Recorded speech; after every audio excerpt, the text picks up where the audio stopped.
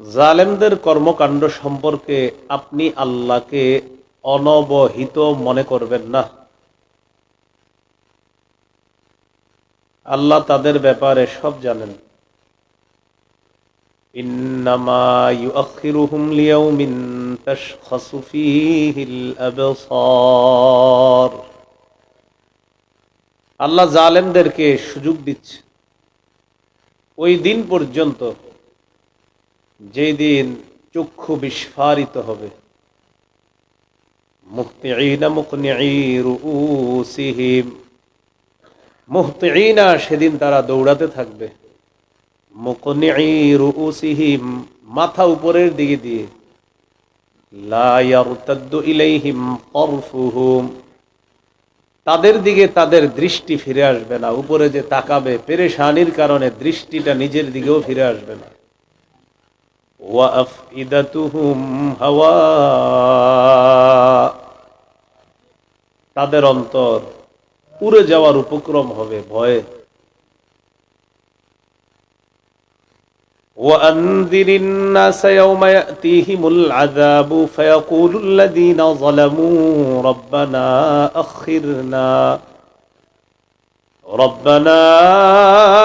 أخرنا إلى أجل قريب।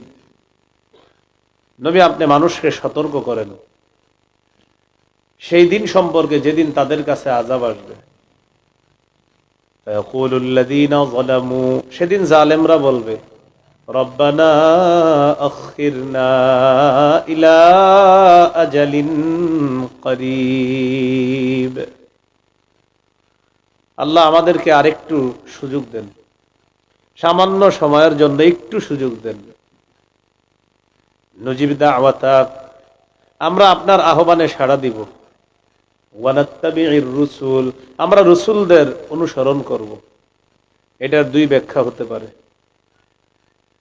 মৃত্যুর সময় জালেমরা যখন মৃত্যুর বিভীষিকাময় অবস্থা দেখবে, মৃত্যুর যন্ত্রণা দেখে তখন বলবে, আল্লাহ আরেকটু সুযোগ দেন দুনিয়াতে থাকার, এতদিন অন্যায় করেছি, একটু সুযোগ দেন, আপনার আহ্বানে সাড়া দিব, রসুলদের কথা মেনে চলব। দ্বিতীয় ব্যাখ্যা, কিয়ামতের ময়দানের ভয়াবহতা দেখে জালেমরা বলবে, আল্লাহ দুনিয়াতে একটু সুযোগ দেন যাওয়ার, সেখানে গিয়ে আপনার আহ্বানে আবার সাড়া দিব, রসুলদের অনুসরণ করব। আল্লাহ তাআলা জবাব দিবেন, আওয়ালাম তাকুনু আকসামতুম মিন ক্বাবলু মা লাকুম মিন যাওয়াল। ইতিপূর্বে তোমরা কি শপথ করে বলো নাই যে তোমাদের কোনো লয় নাই, তোমাদের কোনো ক্ষয় নাই, তোমাদের কোনো ধ্বংস নাই, আজকে কেন আবার আমার কাছে সুযোগ চাও? গর্ব করে বলতা তোমাদের ধ্বংস নাই, তোমাদের লয় নাই, তোমাদের ক্ষয় নাই। কাদের সম্পর্কে আল্লাহ বলতেছেন? জালেমদের সম্পর্কে।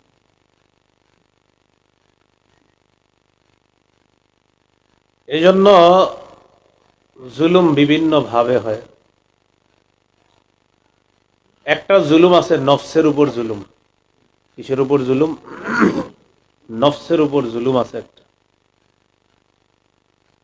তো নফসের উপর জুলুম হয়ে গেল, এটার জন্য আল্লাহর কাছে বেশি বেশি দোয়া করা। রব্বানা যালামনা আনফুসানা ওয়া ইল্লাম তাগফির লানা ওয়া তারহামনা লানাকুনান্না মিনাল খাসিরিন। হে আমাদের রব, আমরা নিজেদের উপর জুলুম করেছি, আপনি যদি আমাদেরকে ক্ষমা না করেন, দয়া না করেন, আমরা ক্ষতিগ্রস্তদের অন্তর্ভুক্ত হয়ে যাব।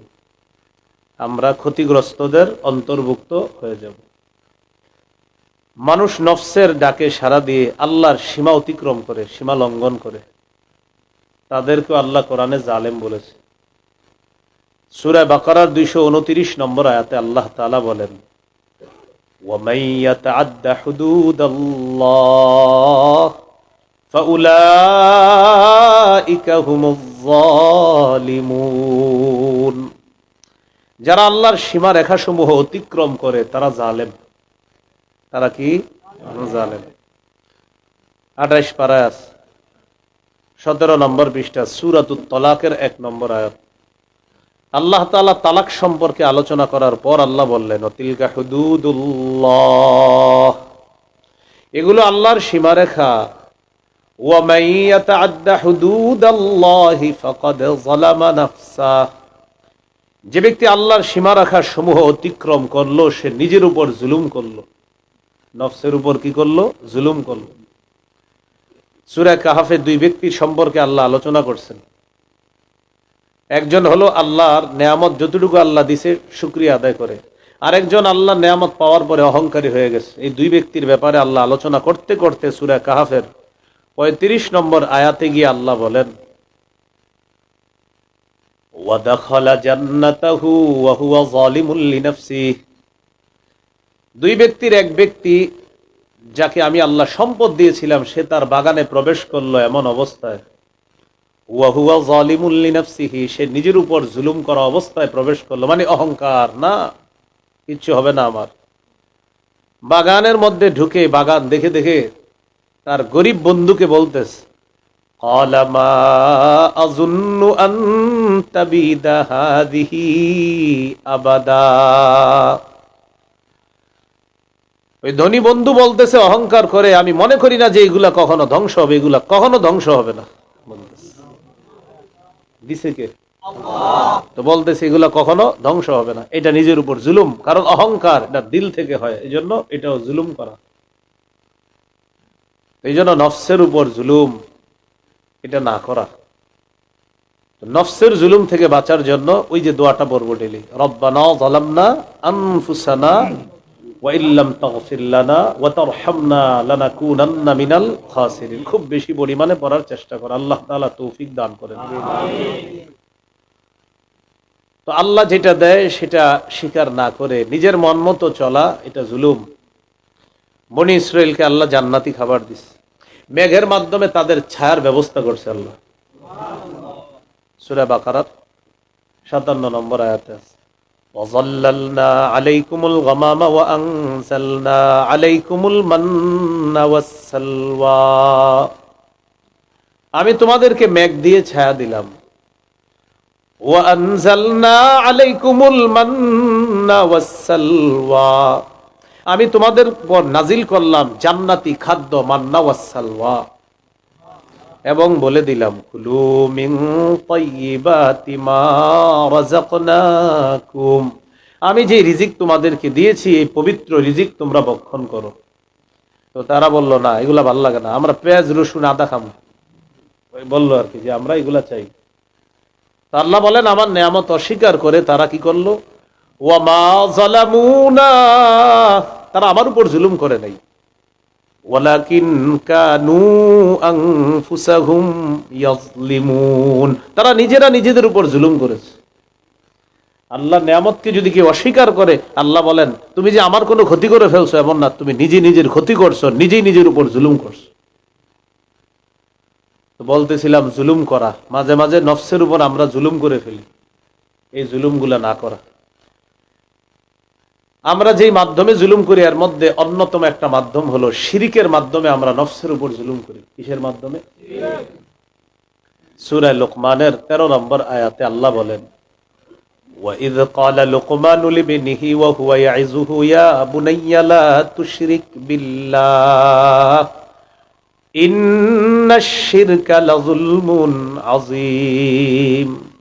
স্মরণ করো এই সময়কে যখন লোকমান তার সন্তানকে বললেন, হে প্রিয় সন্তান তুমি আল্লাহর সাথে শিরিক করো না, নিশ্চয়ই শিরিক মহা জুলুম।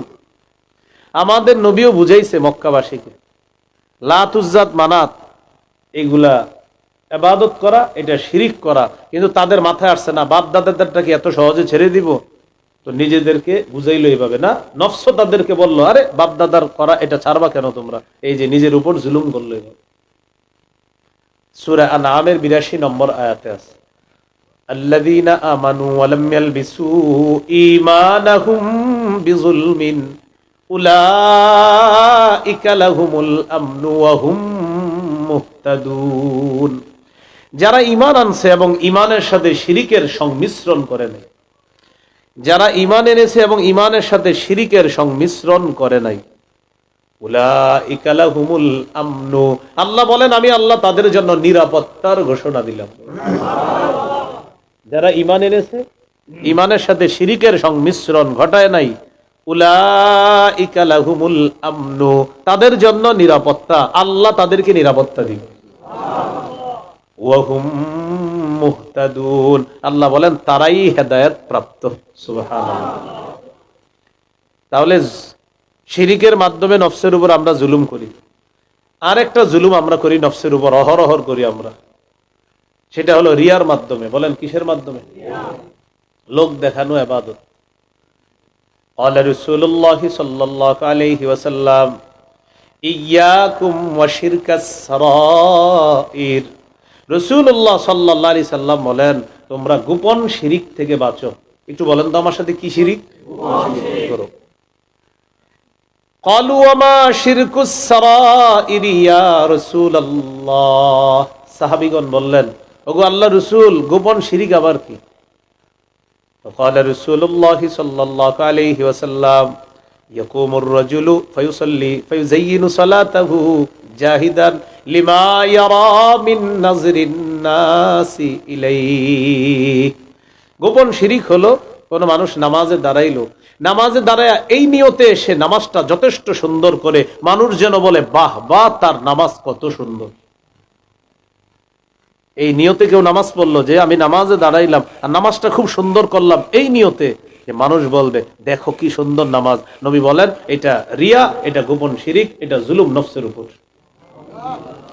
সহিহ মুসলিমের হাদিসে আছে, এক সাহাবী বললেন হুজুর, নামাজ যদি আল্লাহকে খুশি করার জন্য সুন্দরভাবে পড়ি আর মানুষ যদি আমার নামাজের প্রশংসা করে তাহলে কি হবে?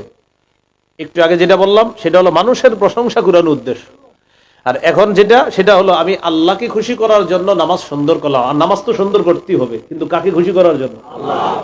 নবীজি বললেন আল্লাহকে খুশি করার জন্য যদি তুমি নামাজ পড়ো আর নামাজের সুন্দর হয়, আর এই নামাজের সৌন্দর্যতার প্রশংসা যদি মানুষ করে, এটা রিয়া হবে না।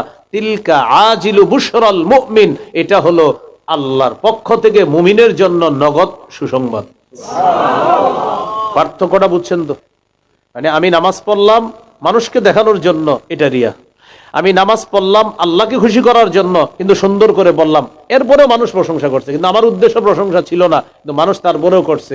নবীজি বলেন তুমি যদি রবের জন্য নামাজ পড়ো তারপরেও মানুষ প্রশংসা করে, এটা তোমার জন্য আল্লাহর পক্ষ থেকে দুনিয়ায় সুসংবাদ। তাহলে আশা করি পার্থক্যটা বুঝতে পারছেন। নামাজ সুন্দর করতে হবে, তবে কার জন্য? হ্যাঁ, এই সৌন্দর্যতার প্রশংসা মানুষের থেকে পাওয়া আপনার উদ্দেশ্য না, এরপরেও কেউ প্রশংসা করে ফেলছে, যদি করে ফেলে এটা সুসংবাদ। হ্যাঁ, আর যদি মানুষকে দেখানোর জন্য সুন্দর করেন আর এই সৌন্দর্যের প্রশংসাও করছে, এটা হবে রিয়া। এটা হবে কি? তাহলে আল্লাহর জন্য ইবাদত, মানুষ প্রশংসা করছে, এটা সুসংবাদ। মানুষকে দেখানোর জন্য ইবাদত করলাম, এটা রিয়া। আল্লাহ তাআলা আমাদেরকে শিরিক এবং রিয়া এই দুইটার মাধ্যমে নফসের উপর জুলুম করা থেকে আল্লাহ আমাদেরকে হেফাজত করেন। তাহলে এই জুলুমগুলো আমরা করব না, মনে থাকবেন ইনশাআল্লাহ। তাহলে বলেন তো আল্লাহ তাআলা জালেমদের সম্পর্কে সব খবর রাখেন। এবার আমরা যে জুলুমটা নিয়ে শুনবো সেটা হলো জুলুম ছোট্ট একটা শব্দ, জুলুম ছোট্ট একটা শব্দ, তো এটার বিষক্রিয়া এত কঠিন। মানুষ মানবাধিকার নামে একটা স্লোগান দেয় এবং এই স্লোগান আমাদেরকে শিখায়, সুন্দর স্লোগান, কিন্তু যারা এই স্লোগানগুলা বেশি দেয় তারা মুসলমান নিরীহ শিশু নারী, এই নিরীহ নারী শিশুদের উপর হামলা করে, কখনো প্লেন থেকে, কখনো হেলিকপ্টার থেকে, কখনো আগ্নেয়াস্ত্রের মাধ্যমে তাদের উপর হামলা করে নিরীহ মুসলমানদেরকে হত্যা করে। আরেক দিক দিয়ে মানবাধিকারের স্লোগান দেওয়া, এটা ইতরামি ছাড়া আর কিছু না। মানবাধিকার এটার নাম যে নিরীহ মুসলমানদেরকে মারা? তাহলে ফিলিস্তিনের মুসলমানদেরকে মারা এটা কোন মানবাধিকার? তো এরা একদিক দিয়ে স্লোগান আপনাকে খাওয়াবে, অন্য দিক দিয়ে আপনাকে মারবে। কেন মারবে জানেন? কেন স্লোগান শিখাবে? কারণ আপনি বলবেন না না এরা তো মানবাধিকার খুব রক্ষা করতে চায়, এরা মানুষ মারতে পারে না। আল্লাহ তাআলা সূরা মাইদার ৩২ নম্বর আয়াতে বলেন, মান কাতালা নাফসাম বিগাইরি নাফসিন আও ফাসাদিন ফিল আরদ ফাকান্নামা কাতালান নাস জামিআ যে ব্যক্তি কোনো মানুষকে অন্যায়ভাবে হত্যা করলো, নিরপরাধ মানুষকে হত্যা করলো, বিগাইরি নাফসিন, কোনো কারণ ছাড়াই যাকে হত্যা করলো সে অন্য কোনো মানুষকে হত্যা করার মতো অপরাধ করে নাই, অন্য কোনো মানুষকে হত্যা করার মতো অপরাধ, এই অপরাধ ছাড়া একটা মানুষকে হত্যা করলেন, মানে একটা মানুষ আরেক মানুষকে হত্যা করছে, তো হত্যার বদলে হত্যা, এটা ঠিক ছিল, কিন্তু এই মানুষ কাউকে হত্যা করে নাই, অথবা দুনিয়াতে ফাসাদ সৃষ্টির মতো কোনো অপরাধ করে নাই, এই জাতীয় অপরাধ ছাড়াই নিরপরাধ একটা মানুষকে যদি কেউ হত্যা করে,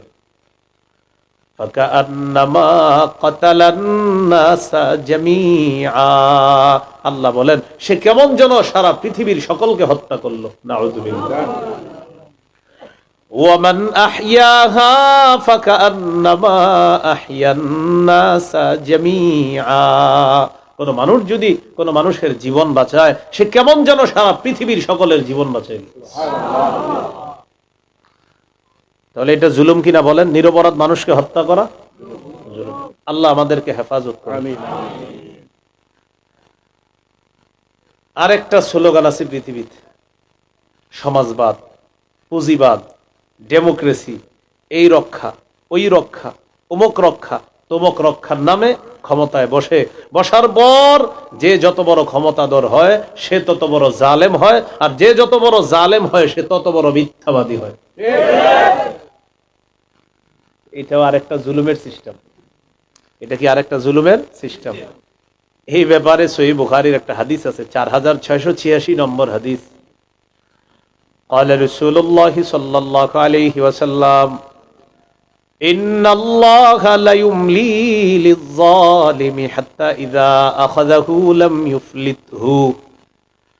নবীজি বলেন আল্লাহ তাআলা জালেমদেরকে ঢিল দেয়, সুযোগ দেয়, যখন ধরে ফেলে তখন আর আল্লাহ ছাড়ে না। ثم قرأ وكذلك أخذ ربك إذا أخذ القرى وهي ظالمة। এরপর নবী আল্লাহর কোরআনের একটা আয়াত তেলাওয়াত করলেন, তোমার রবের পাকড়াও এমনই যখন তিনি কোন জালেম এলাকাকে ধরে, সম্প্রদায়কে ধরে, ইন্না আখদাহু আলিমুন শাদীদ, তার ধরা, তার পাকড়াও আলিমুন পীড়াদায়ক, যন্ত্রণাদায়ক, শাদীদুন কঠিন, তো দুইটা মিলান, কঠিন পীড়াদায়ক, কঠিন যন্ত্রণাদায়ক। মনে হবে আপনার আমি যেই পরিমাণ জুলুম করতেছি আমাকে ঠেকানোর কেউ নাই, তো এক বাক্যের মাধ্যমে আপনার পুরা জিন্দেগি খতম করে দিবে আল্লাহ। কয় বাক্য? এক বাক্যে 16 বছর খালাস।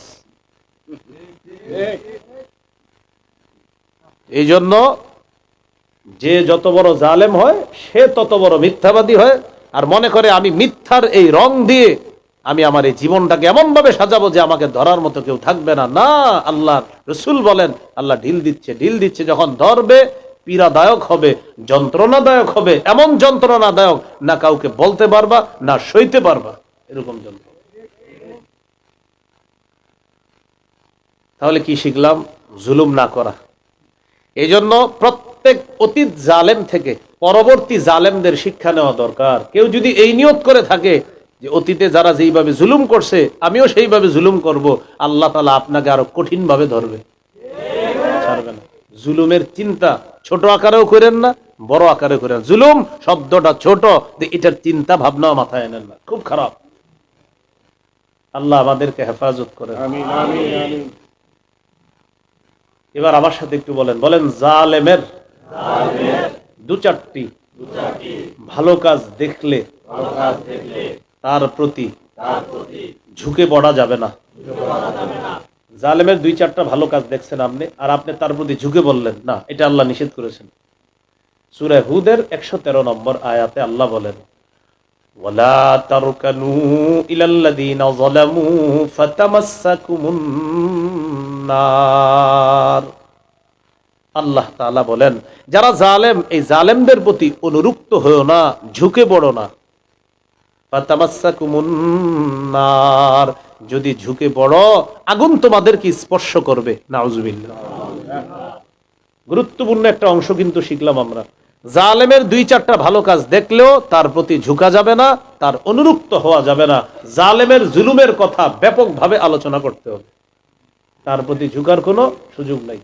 আল্লাহ তাআলা আমাদেরকে কথাগুলা মনে রেখে এই কথাগুলার শিক্ষা যেন গ্রহণ করতে পারি, আল্লাহ তৌফিক দান করেন। এই হলো আজকের আলোচনার ভূমিকা। কি গেল বলেন তো? তাহলে জুলুম সম্পর্কে মোটামুটি একটা ভূমিকা, একটা ধারণা পাইছি আমরা, ঠিক না? এবার আমরা জুলুম সম্পর্কে মূল কিছু কথা শিখব। জুলুম সম্পর্কে এখন আমরা 7টা কথা শিখব। প্রিয় ভাইয়েরা, কয়টা? এটা হলো আমাদের আজকের আলোচনার দ্বিতীয় অংশ। প্রথম অংশ গেল ভূমিকা, এখন জানবো 7টা অংশ। 1 নম্বর, বলেন তো সবচেয়ে ক্ষমতাধর কে? বলেন, সবচেয়ে ক্ষমতাধর হওয়া সত্ত্বেও আল্লাহ তাআলা।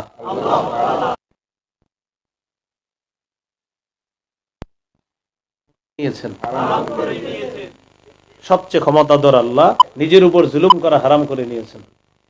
সহিহ মুসলিমের হাদিস, 2577 নম্বর হাদিস। এই হাদিসটাকে বলা হয় হাদিসে কুদসি। হাদিসে কুদসি মানে হলো আল্লাহর কথা নবীজি আমাদেরকে বলে দিবেন। قال رسول الله صلى الله عليه وسلم قال الله تبارك وتعالى।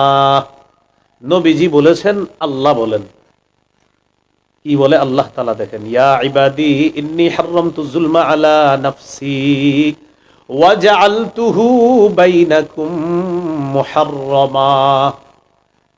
আল্লাহ তাআলা বলেন, হে আমার বান্দারা, আমি নিজের উপর জুলুম করা হারাম করে নিয়েছি। তোমরা আপোষের মধ্যে একে অপরের উপর জুলুম করাও আমি আল্লাহ হারাম করে দিয়েছি। আবার বুঝেন, আল্লাহ বলেন আমি নিজের উপর জুলুম করা হারাম করে নিয়েছি, এই তুমি একজন আরেকজনের উপর জুলুম করাটাও আমি হারাম করে দিয়েছি।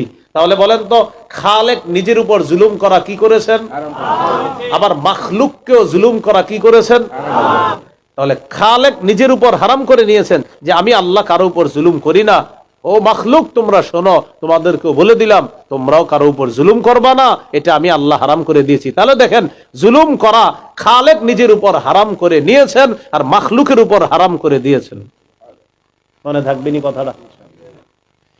এরপরে আল্লাহ বলেন, ইয়া ইবাদি কুল্লুকুম দাল্লুন ইল্লা মান হাদাইতুহু ফাস্তাহদুনি আহদিকুম। হে আমার বান্দারা, তোমরা সবাই পথভ্রষ্ট, আমি যদি হেদায়েত না দিই। সত্যি কথা, আমার কাছে হেদায়েত চাও, আহদিকুম, আমি তোমাদেরকে হেদায়েত দেই। এই জন্য প্রতিদিন আল্লাহর কাছে আমরা বলি ইহদিনাস সিরাতাল মুস্তাকিম। আল্লাহ শিখিয়ে দিছে। এরপরে আল্লাহ বলেন, ইয়া ইবাদি কুল্লুকুম জাইউন ইল্লা মান আত'আমতুহু ফাস্তাত'ইমুনি উত'ইমকুম। হে আমার বান্দারা, তোমরা সবাই ক্ষুধার্ত, আমি আল্লাহ যদি না খাওয়াই। অতএব তোমরা আমার কাছে খাবার চাও, আমি তোমাদেরকে খাবার দেই। ইয়া ইবাদি কুল্লুকুম আর ইল্লা মান কাসাউতুহু ফাস্তাকসুনি আকসুকুম। হে আমার বান্দারা, তোমরা সবাই উলঙ্গ, আমি যদি পোশাক না পরাই। কথা সত্য। রাস্তাঘাটে রাত 1টা 2টায় দেখবেন কত মানুষ শরীরে কাপড় নাই, হাঁটতেছে, আহারে, ওই মাথা হয়তো একটু সমস্যা। তো দেখেন, আমারে আপনাকে আল্লাহ কত সম্মানিত করেছেন, এখানে পোশাক পরায় বসায় রাখছে। অথচ একটা ব্যক্তি রাস্তাঘাটে হাঁটতেছে, তার শরীরে পোশাক নাই, তো আল্লাহ বুঝায় দেয়, দেখো আমি আল্লাহ চাইলেই পোশাক পরবা। এই জন্য আল্লাহ বলেন, ফাস্তাকসুনি আকসুকুম, আমার কাছেই পোশাক চাও, আমি আল্লাহ তোমাদেরকে পোশাক পরিধান করাইয়া দিই। তাহলে বলেন, খাওয়ায় কে? তো চাইবো কার কাছে? হেদায়েত দেয় কে? তো চাইবো কার কাছে? মাশাআল্লাহ। পোশাক পরায় কে? তাহলে চাইবো কার কাছে? জুতা দরকার, জুতার ফিতা দরকার, জুতা নষ্ট হয়ে গেছে, এটা ঠিক করব, এটাও চাইবো কার কাছে? নবীজি বলে দিয়েছেন, জুতার ফিতাটা যে তুমি ঠিক করবা, এটাও আল্লাহর কাছে চাইবা। একটা জুতার ফিতা সামান্য, এটা আল্লাহর কাছে চাইবে, সব আল্লাহর কাছে চাইবে। এরপর আল্লাহ বলেন, কুল্লুকুম তুখতিউনা বিল্লাইলি ওয়ান নাহার ওয়া আনা আগফিরুয যুনুবা জামিআ ফাস্তাগফিরুনি আগফির লাকুম। আমার বান্দারা, তোমরা দিনেও গুনাহ করো, রাতেও গুনাহ করো, আর আমি আল্লাহ সব গুনাহ মাফ করে দিই। অতএব আমার কাছে ক্ষমা চাও, আমি আল্লাহ তোমাদেরকে ক্ষমা করে দিব। বলেন তো, গুনাহ করলে ক্ষমা করে কে? আল্লাহ। তাহলে ক্ষমা চাইবো কার কাছে বেশি? এই জন্য আল্লাহর কাছে বেশি বেশি ক্ষমা চাইতে হবে। এরপরে আল্লাহ বলেন, ইয়া ইবাদি লাউ আন্না আউওয়ালাকুম ওয়া আখিরাকুম ওয়া ইনসাকুম ওয়া জিন্নাকুম কানু আলা আতকা কলবি রাজুলিন ওয়াহিদিম মিনকুম মাযাদা ফি মুলকি শাইআ। আল্লাহ বলেন, হে আমার বান্দারা, পৃথিবীর শুরু থেকে শেষ পর্যন্ত যত মানুষ এসেছে আসবে, জিন ইনসান সবাই যদি ওই ব্যক্তির মতো হয়ে যায় যে ব্যক্তির কলবটা সবচেয়ে সাফ, সবচেয়ে সুন্দর, সবচেয়ে মুত্তাকি ব্যক্তির মতো যদি সারা পৃথিবীর সবাই হয়ে যায়, এটা একটু বুঝেন, পৃথিবীর সবাই মুত্তাকি হয়ে গেছে, আর কোনো নাফরমানি থাকবে দুনিয়াতে? আল্লাহ বলেন, এই যে তোমরা সবাই ভালো হয়ে গেছো, মা যাদা ফি মুলকি শাইআ, এতে আমার রাজত্বে একটুও বাড়ে নাই। সুবহানাল্লাহ। তাহলে ভালো হইলে লাভ আমাদের, বলেন ভালো হইলে লাভ আমাদের।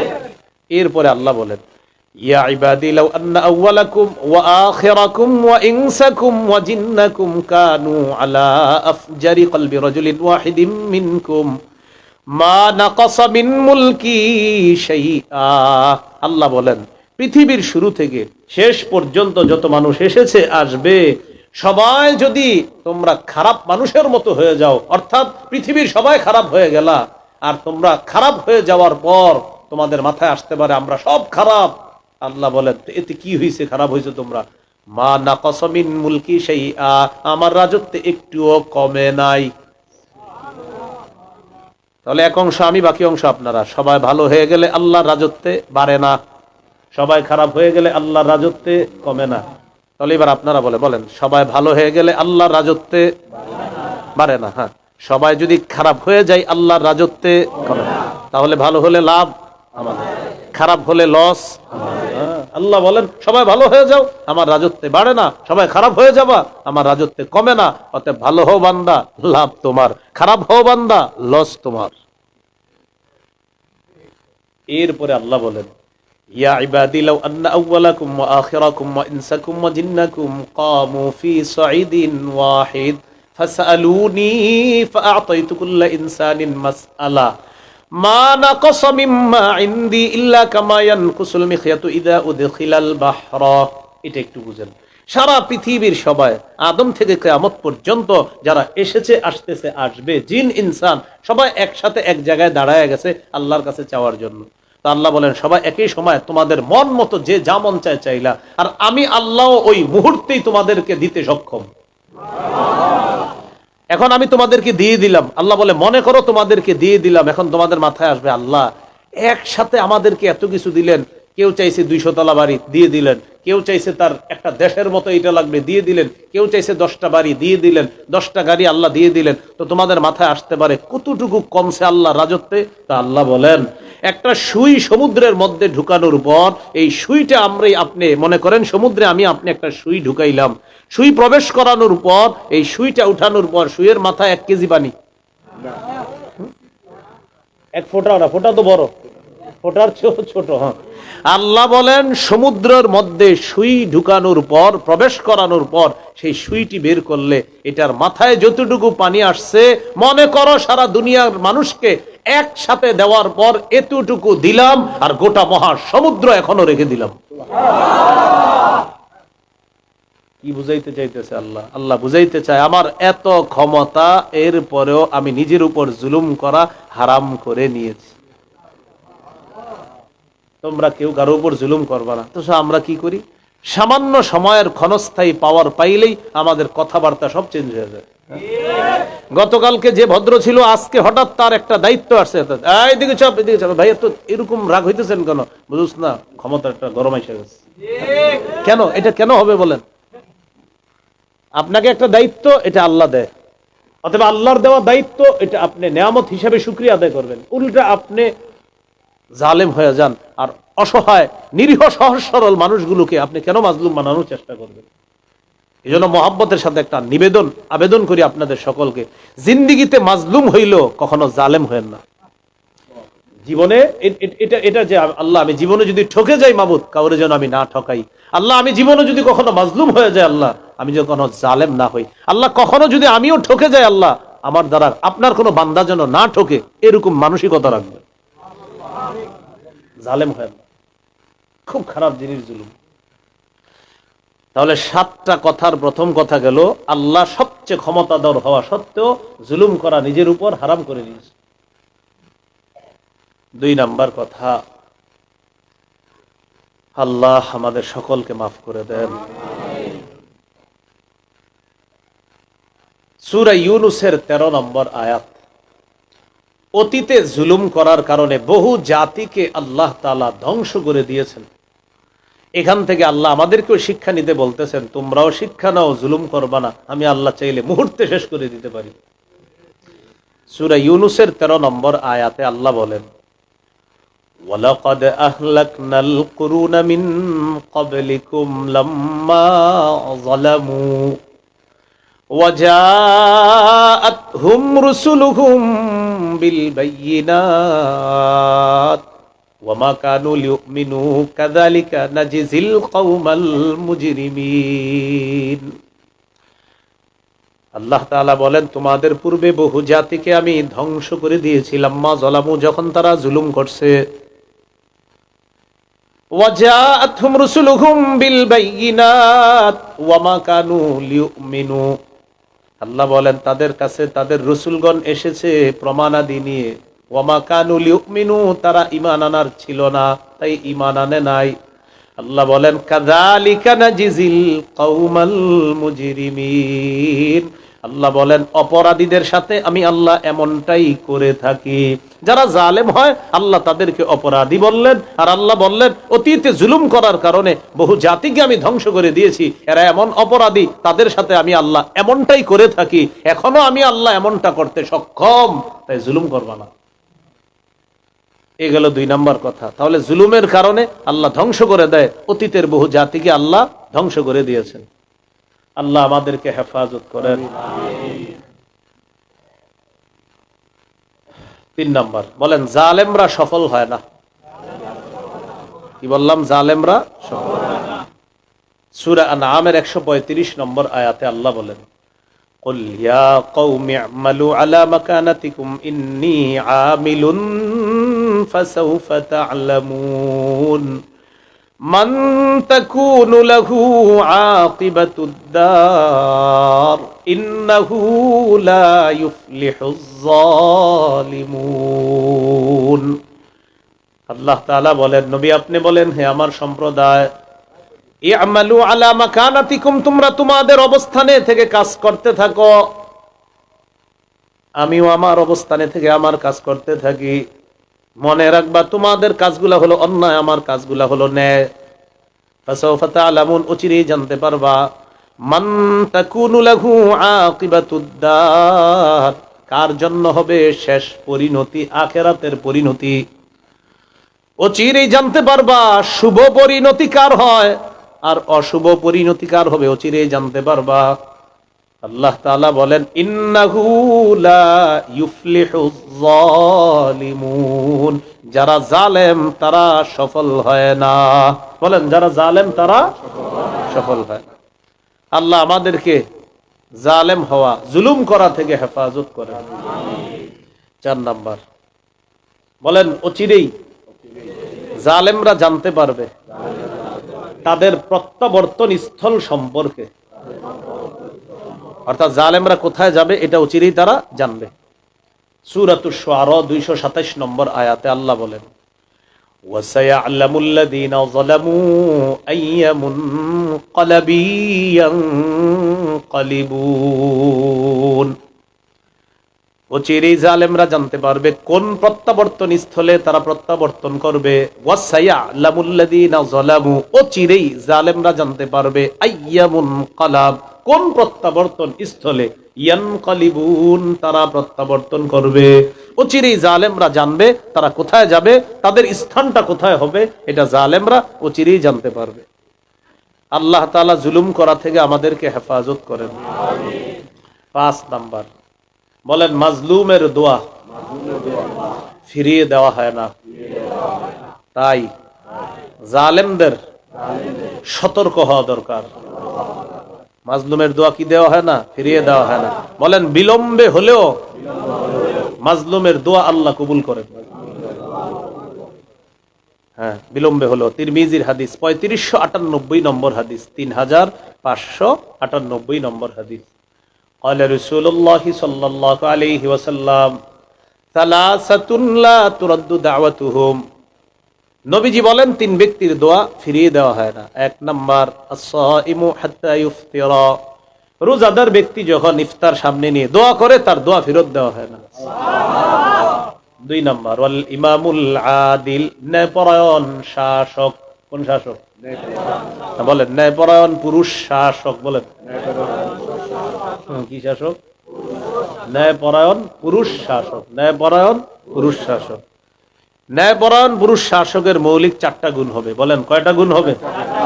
সূরা হজ 41 নম্বর আয়াতে আল্লাহ বলেন আল্লাযীনা ইম্মাক্কান্নাহুম ফিল আরদ আকামুস সালাহ ওয়া আতাউয যাকাহ ওয়া আমারু বিল মা'রুফ ওয়া নাহাউ আনিল মুনকার। আল্লাহ বলেন যাদেরকে আমি দেশের ক্ষমতায় বসাই, জমিনের ক্ষমতায় বসাই, তাদের 1 নাম্বার কাজ হবে আকামুস সালাহ, তারা নামাজ প্রতিষ্ঠিত করবে।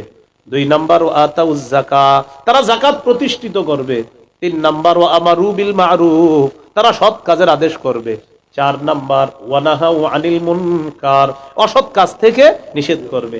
এই হলো পুরুষ ন্যায়পরায়ণ শাসকের গুণাবলী। বিপরীত দিকে নারী প্রধান, এটা ঠিক না, এটা অন্যায়। নারী শাসক হলে সেই জাতি কখনো তাদের ভাগ্য পরিবর্তন হবে না। এটা আসলেই ঠিক। ক্বালা রাসূলুল্লাহ সাল্লাল্লাহু আলাইহি ওয়াসাল্লাম লা ইউফলিহা কওমুন ওয়াল্লাউ আমরাহুম ইমরাআতান। রাসূলুল্লাহ সাল্লাল্লাহু আলাইহি সাল্লাম বলেন সেই জাতি কিছুতেই সফল হবে না যেই জাতি তাদের নেতৃত্বে কোনো নারীকে বসায় দেয়। যে জাতি তাদের নেতৃত্বে কোন নারীকে বসায় দেয় সেই জাতি কিছুতেই সফল হবে না, এটা রাসূল সাল্লাল্লাহু আলাইহি সাল্লাম বলে দিলেন। তাহলে কয় ব্যক্তির দোয়া ফেরত দেওয়া হয় না? 3 ব্যক্তি। 3 ব্যক্তি। 1 নাম্বার রোজাদার, 2 নাম্বার ন্যায়পরায়ণ শাসক, 3 নাম্বার ওয়া দাওয়াতুল মাজলুম, মাজলুমের দোয়া ফিরিয়ে দেওয়া হয় না। মাজলুম যখন দোয়া করে ইয়ারফাউহাল্লাহু ফাওকাল গামাম ওয়া ইফতাহু লাহা আবওয়াবাস সামা, মাজলুম যখন দোয়া করে তার দোয়াটা আল্লাহ মেঘমালার উপরে উঠায় নেয়। তার দোয়ার জন্য আসমানের সবগুলা দরজা আল্লাহ খুলে দেয়। এরপর আল্লাহ বলেন ওয়া ইয়াকুলুর রাব ওয়া ইজ্জাতি লা আনসুরান্নাকা ওয়ালাউ বা'দা হিন। আল্লাহ বলেন আমার ইজ্জতের শপথ, ও মাজলুম আমি অবশ্যই অবশ্যই তোমাকে সাহায্য করব, বিলম্বে হলেও। আল্লাহ বলেন আমার ইজ্জতের শপথ, আমি অবশ্যই অবশ্যই তোমাকে সাহায্য করব, ও মাজলুম আমি অবশ্যই অবশ্যই তোমাকে সাহায্য করব, ওয়ালাউ বা'দা হিন, বিলম্বে হলেও আমি তোমাকে সাহায্য করব। তাহলে মাজলুমের দোয়া ফেরত দেওয়া হয় না, এটা মনে রাখতে হবে। এই জন্য জালেম যারা, তারা খুব সতর্ক থাকতে হবে যে মাজলুমের দোয়া কিন্তু ফিরিয়ে দেওয়া হয় না।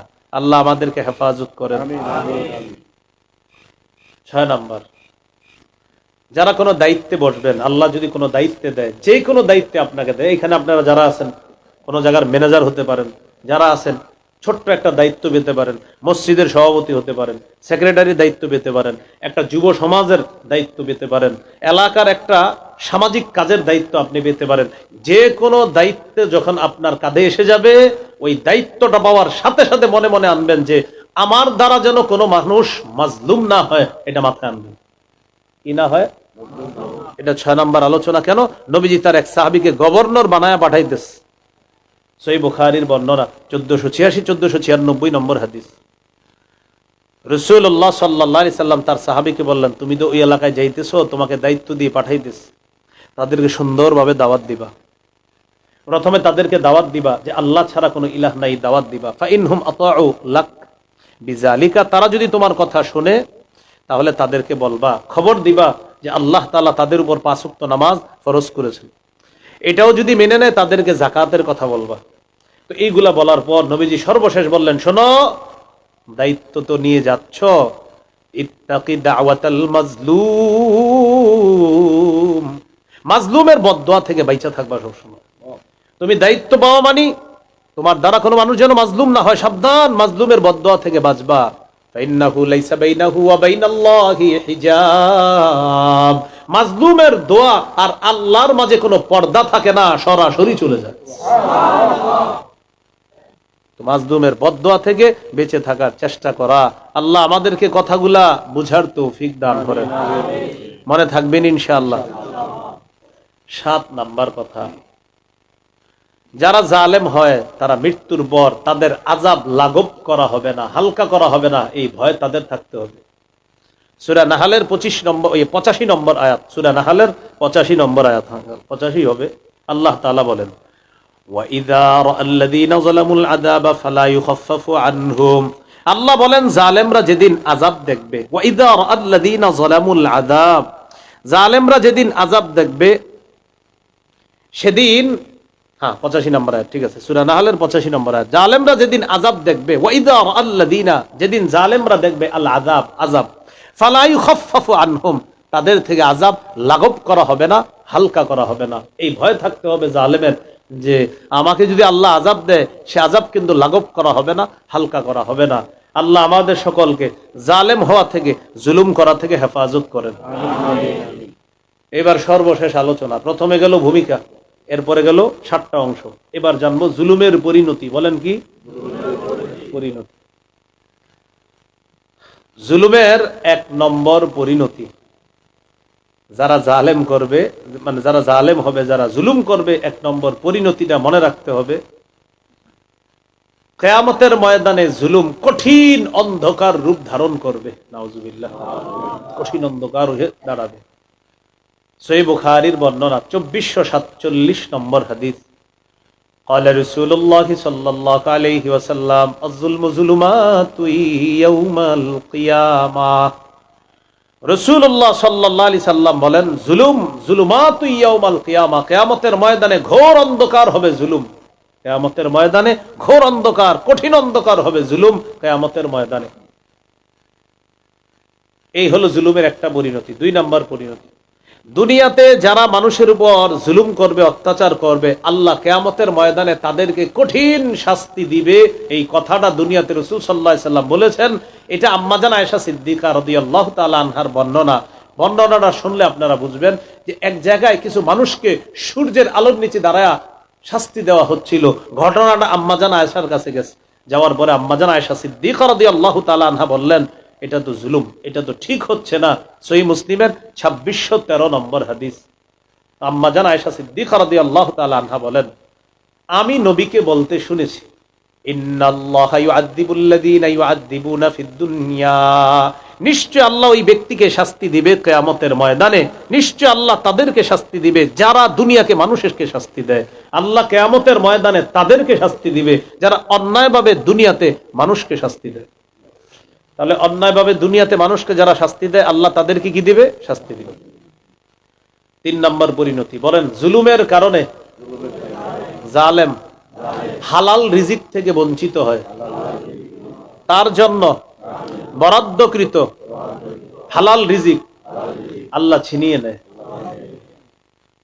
কঠিন কথা কিন্তু। সূরা নিসার 160-161 নম্বর আয়াত। যদিও একটা অপরাধের ব্যাপারে জানবো, কিন্তু আমরা 4টা অপরাধ সম্পর্কে জানি। বলেন 4 অপরাধের কারণে মানুষ হালাল রিজিক থেকে বঞ্চিত হয়। 1, জুলুম করা। 2, আল্লাহর রাস্তায় বাধা দেওয়া। 3, সুদ খাওয়া। 4, মানুষের সম্পদ অন্যায়ভাবে আত্মসাৎ করা। এই বলেন, এই 4 অপরাধে মানুষ তার বরাদ্দকৃত হালাল রিজিক থেকে সে বঞ্চিত হয়। সূরা নিসার 160-161 নম্বর আয়াতে আল্লাহ বলেন, ফাবিজুলমিম মিনাল্লাযীনা হাদু হাররামনা আলাইহিম তাইয়্যিবাত উহিল্লাত লাহুম ওয়া বিসাদ্দিহিম আন সাবিলিল্লাহি কাসীরা ওয়া আখযিহিমুর রিবা ওয়া কাদ্দুহু আনহু ওয়া আকলিহিম আমওয়ালান নাসি বিল বাতিল। আল্লাহ তাআলা বলেন, ফাবিজুলমিম মিনাল্লাযীনা হাদু হাররামনা আলাইহিম তাইয়্যিবাতিন উহিল্লাত লাহুম। ইহুদীদের জুলুম করার কারণে 1 নম্বর অপরাধ। 2 নম্বর, ওয়া বিসাদ্দিহিম আন সাবিলিল্লাহি কাসীরা, তারা মানুষকে আল্লাহর রাস্তায় বাধা দেওয়ার কারণে। 3 নম্বর, ওয়া আখযিহিমুর রিবা ওয়া কাদ্দুহু আনহু, তাদেরকে সুদের অর্থ, সুদ গ্রহণ করতে নিষেধ করা হয়েছে, এটা গ্রহণ করার কারণে। 4 নম্বর, ওয়া আকলিহিম আমওয়ালান নাসি বিল বাতিল, মানুষের সম্পদ অন্যায়ভাবে ভক্ষণ করার কারণে আল্লাহ বলেন হাররামনা আলাইহিম তাইয়্যিবাতিন উহিল্লাত লাহুম, আমি আল্লাহ তাদের জন্য বরাদ্দকৃত হালাল রিজিক হারাম করে দিলাম। ছিল হালাল, এটা হারাম করে দিচ্ছে। তো জুলুম এই 4 অপরাধের এক অপরাধ, যে জুলুমের কারণে সে বরাদ্দকৃত হালাল রিজিক থেকে বঞ্চিত হয়। আমরা জালেম হব না, আল্লাহ হেফাজত করে। জুলুমের 4 নাম্বার পরিণতি বলেন, কেউ যদি 1 বিগত পরিমাণ সম্পদ অন্যায়ভাবে আত্মসাৎ করে, কিয়ামতের ময়দানে তার গলায় 7 তবক জমিন ঝুলিয়ে দেওয়া হবে। সহিহ বুখারীর বর্ণনা 2453 নম্বর হাদিস। ক্বালা রাসূলুল্লাহ সাল্লাল্লাহু আলাইহি ওয়াসাল্লাম মান যালামা কিদা শিবির, মান যালামা কিদা শিবিরিন, কেউ যদি 1 বিগত পরিমাণ সম্পদ মিনাল আরদি, 1 বিগত পরিমাণ সম্পদ আত্মসাৎ করে, তুবিকাহু ইয়াউমাল কিয়ামাতি মিন 7 আরদিনা, আল্লাহ তাআলা তার গলার মধ্যে ঝুলিয়ে দিবেন 7 তবক জমিন। অনুবাদটা হলো তার গলায় ঝুলিয়ে দেওয়া হবে 7 তবক জমিন, ঝুলিয়ে দেওয়া হবে তার গলায়। ব্যাপারটা কত ভয়ঙ্কর হবে। এই জন্য আমরা কি করি, হজ করে আসছি 36 বার 20 বার। এই 2 হাজী সাহেব, একজনের জমিন এই পাশে আর একজনের এই পাশে, মাশাআল্লাহ জমিনের মাঝখানে আইল ছিল, এই আইল ছোট হইতে হইতে হইতে হইতে এরকম হয়ে গেছে। আর ঘটনা কি, এটা কেমনে হইলো? হ্যাঁ, কাটতে কাটতে এরকম হয় না।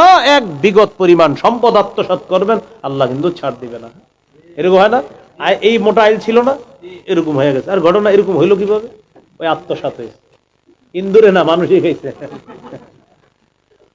এই যে আপনি এটা করলেন, জুলুম, এটা অন্যায়। তাহলে ভাই এতটুকু অন্যায় আমরা করব না, বলেন ইনশাআল্লাহ। 5 নাম্বার পরিণতি বলেন, জালেম কিয়ামতের ময়দানে সবচেয়ে নিঃস্ব হবে। সবচেয়ে নিঃস্ব হবে কে? জালেম। সহিহ মুসলিমের বর্ণনা 2581 নম্বর হাদিস। রাসূলুল্লাহ সাল্লাল্লাহু আলাইহি সাল্লাম বলেন, আতাদরুনা মাল মুফলিস, আচ্ছা তোমরা কি জানো নিঃস্ব কে? সাহাবীরা জবাব দিলেন, আল মুফলিসু ফিনা মান লা দিরহাম লাহু ওয়ালা মাতা। ইয়া রাসূলুল্লাহ, আমাদের মাঝে নিঃস্ব হলো ওই ব্যক্তি যার স্বর্ণ রূপা নাই, যার সামানা নাই, আসবাবপত্র নাই, স্বর্ণ রূপা নাই, সে হলো নিঃস্ব। তো আমরাও কিন্তু তাকেই নিঃস্ব বলি, স্বর্ণ রূপা নাই, টাকা পয়সা নাই, আমরাও তাকে নিঃস্ব বলি। নবীজি বললেন, না, সে প্রকৃত নিঃস্ব না। ইন্নাল মুফলিসা মিন উম্মতি ইয়াতি ইয়াউমাল কিয়ামাতি বিসসালাতিন ওয়া সিয়াম ওয়া যাকাত, ইয়াতি ওয়া ক্বাদ শাতামা হাযা ওয়া ক্বাদাফা হাযা ওয়া আকালা মালা হাযা ওয়া সাফাকা দামা হাযা ফায়ুতা হাযা মিন হাসানাতি ওয়া হাযা মিন হাসানাতি ওয়া হাযা মিন হাসানাতি। নবীজি বলেন, আমার উম্মতের প্রকৃত নিঃস্ব এই ব্যক্তি যে কিয়ামতের ময়দানে নামাজ, রোজা, যাকাত এই আমলের পাহাড় নিয়ে উপস্থিত হবে। সে নিঃস্ব। কি বলছেন নবীজি? সে কেন? জালেম ছিল দুনিয়া। মসজিদে নামাজ পড়তো আর ফোনে বলতো, হ্যাঁ কাজ সমাপ্ত হয়েছে, জমিনটা তোলে পেয়ে গেছি আমরা, আচ্ছা ঠিক আছে, আল্লাহু আকবার। এইভাবে জুলুম করতো। কাবায় গিয়ে ওখানেও ফোনে যোগাযোগ রাখতেছে, তাহলে পাইছুস তো এটা, হ্যাঁ ঠিক আছে, লাব্বাইক আল্লাহুম্মা লাব্বাইক লা শারীকা লাকা লাব্বাইক। এইভাবে আপনি ভালো কাজ করছেন আর জুলুম করছেন মানুষের উপর। আপনি নিজে করেন নাই, 10 জনকে পাঠাইয়া দিয়েছেন লাঠির পেটা করে ওই ব্যক্তিটাকে মেরে, নিরীহ মানুষকে মেরে তার জমিনটা আত্মসাৎ করার জন্য। এই যে কাজটা করছেন, তো কিয়ামতের ময়দানে জালেম উপস্থিত হবে আমলের পাহাড় নিয়ে। এবার মাজলুমরা এসে ভিড় জমাবে, আল্লাহ আমি বিচার চাই। কি বিচার? আমাকে এই ব্যক্তি শাতামা হাযা, আমাকে গালি দিছে, গালির বিচার চাই। বাস দিয়ে দাও, নেক আমল দিয়ে দাও। ফায়ুতা হাযা মিন হাসানাতি, গালি যাকে দিয়েছে তার নেক আমল তাকে দিয়ে দেওয়া হবে। আরেকজন বলবে, এই ব্যক্তি আমার উপর ঢিল ছুঁড়ে মেরেছে, ফায়ুতা হাযা মিন হাসানাতি, তাকে দেওয়া হবে তার নেক আমল। কমতে কমতে আরেকজনের উপর রক্তপাত করেছিল, তাকেও দেওয়া হবে। এইভাবে দিতে দিতে নবীজি বলেন, তার যে নেক আমলগুলা ছিল সব শেষ হয়ে গেছে, কিন্তু মাজলুমের সংখ্যা এখনো শেষ হয়নি। অন্য মাজলুমরা এসে বলতেছে আমাদেরটা। রাসূলুল্লাহ সাল্লাল্লাহু আলাইহি সাল্লাম বলেন, ওই মাজলুমদের গুনাহগুলা উখিযা মিন খাতায়াহুম, তাদের গুনাহগুলা নিয়ে জালেমকে দেওয়া হবে। সুম্মা তুরিহা ফিন নার, গুনাহের পাহাড়ের স্তূপ নিয়ে জালেমকে জাহান্নামে নিক্ষেপ করা হবে। গেছিল কিসের স্তূপ নিয়ে? আমলের। কিসের স্তূপ নিয়ে? জাহান্নামে গেল কিসের স্তূপ নিয়ে? গুনাহের পাহাড় নিয়ে। আমল শূন্য হয়ে গুনাহের পাহাড় নিয়ে জাহান্নামে যাবে। তো বলছিলাম জালেম সবচেয়ে নিঃস্ব হবে। এবার একটু আমার সাথে বলেন, বলেন জালেম হব না, জুলুম করব না, জালেমের সহযোগী হব না, জালেমের দু চারটা ভালো কাজ দেখে তার প্রতি ঝুঁকে পড়ব না। এই চারটা কথা মনে রাখবো। বল, জালেম হব না, জুলুম করব না, জালেমের সহযোগী হব না, জালেমের দু চারটা ভালো কাজ দেখে তার প্রতি ঝুঁকে পড়ব না। মনে থাকবে তো ইনশাআল্লাহ? আল্লাহ তাআলা আমাদের সকলকে যে কোনো ধরনের, যে আবার বললাম ছোট ছোট হোক, কাউকে আমরা জুলুম করব না। আর মাঝে দুইটা কথা বলছিলাম, মনে আছে না? যে মাজলুম হলেও জীবনে জালেম যেন না হই, নিজে ঠকে গেল আরেকজনকে যেন কখনো না ঠকাই। কথাগুলো মনে রাখবো। আল্লাহ তাআলা মনে রাখার তৌফিক দান করেন। সুবহানাল্লাহি ওয়া বিহামদিহি, সুবহানাকাল্লাহুম্মা ওয়া বিহামদিকা, আশহাদু আল্লা ইলাহা ইল্লা আনতা, আস্তাগফিরুকা ওয়া আতুবু ইলাইক। এই দিল খোলাসা জাহিদ ভাইয়ের যে কথা ইমান জাগে, একটা কিতাব আপনারা জানেন, আপনাদের এলাকার সন্তান, এটা আপনারা সংগ্রহ করতে পারেন। আর একটা সংকলন, আচ্ছা, এটার যে আরবি অংশগুলো আছে, অনেকগুলো হাদিস আনা হয়েছে, এই আরবি অংশগুলা আমি দেখে দিয়েছিলাম, বিশেষ করে হাদিসের অংশগুলা, ওটা আমি দেখে দিয়েছিলাম। হ্যাঁ, মিম্বরের আমানত, এটা আমার সংকলন করা, এটাও আপনারা সংগ্রহ করতে পারেন। এটা 6টা খণ্ড আছে। এই 6 খণ্ড প্রত্যেকটা এক এক বিষয়। প্রথম খণ্ড সন্তানের 64টা অধিকার। আমি বলবো প্রথম খণ্ডটা যারা নিবেন স্বামী স্ত্রী উভয় মুখস্থ করে ফেলবেন। 64টা অধিকার স্বামী স্ত্রী পুরো মুখস্থ করার চেষ্টা করবেন। দ্বিতীয় খণ্ড শিরিক বেদাত কুফর তাওহীদ। তৃতীয় খণ্ড হালাল হারাম সুদ সম্পর্কে আলোচনা। চতুর্থ খণ্ড স্বামীর 24টি অধিকার, স্ত্রীর 19টি অধিকার। এটাও আপনারা স্ত্রীকে 24টা মুখস্থ করাইবেন, আর আপনি স্ত্রীর 19টা মুখস্থ করবেন। 5 নম্বর লা ইলাহা ইল্লাল্লাহর ব্যাখ্যা। 6 নম্বর খণ্ডে আছে সালাত সম্পর্কে আলোচনা। 7, 8, 9, 10 ইনশাআল্লাহ আশাবাদী রমজানের আগে আসবে, এখনো আসে নাই। 6 খণ্ড আপাতত আছে। যাদের প্রয়োজন হয় এখানে গাড়িতে ওরা নিয়ে এসেছে, এখান থেকেও নিতে পারেন, এই জাহিদ ভাইয়ের কাছ থেকেও নিতে পারেন। তো গাড়িতে ওরা আছে, ওদের কাছ থেকে আজকে আপনারা সংগ্রহ করতে পারেন, ওদের কাছে 6 খণ্ডই আছে। এখান থেকে যদি না নিতে পারেন, ওই অনলাইনে লিখবেন মিম্বরের আমানত, লিখলে ওই একটা আইডি দেয় কি জানি, ওইভাবে আপনি অর্ডার করবেন, তো বাংলা বাজার থেকে দেখবেন আপনার ঘরে এনে এরা পৌঁছে দিবে। ওইটা অনলাইন একটা বিজনেস, ওইটার সাথে আমি জড়িত না, তো আপনারা ওইটা করলে আপনার কাছে পৌঁছায় দিবে। তো যাদের প্রয়োজন হবে এখান থেকে নিতে পারেন। এখান থেকে যারা নেবেন শর্ত হলো গাড়ির কাঁচ ভাঙা যাবে না। ঠিক আছে।